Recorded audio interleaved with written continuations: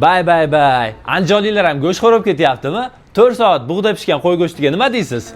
O'zining mazali baliqlari bilan mijozlar ko'nglidan joy olgan Ecofish Andijonda yangilik qilib, bug'lama nomli taomni menyuga qo'shibdi. Ecofish oilaviy yoki do'stlar bilan kelishga zo'r joyda, kirishingiz bilan sizni o'zgacha shinam atmosfera kutib oladi.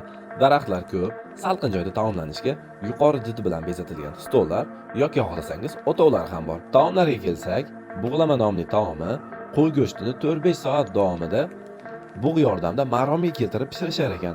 Shuningdek, baliqlarni siz xohlagan usulda tayyorlab berishadi. Undan tashqari, yangi cho'poncha nomli taomni ham menyuga qo'shishibdi.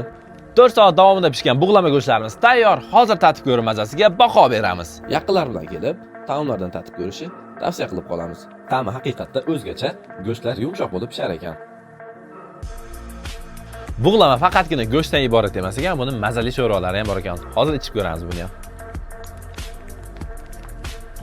Bay, mana shu zo'r ekan. Taomlarni yetkazib berish xizmati ham mavjud. Murojaat uchun quyidagi raqamlar bilan bog'laning. Manzil Eski Asaka yo'li 1-uy Ecofish oilaviy restorani.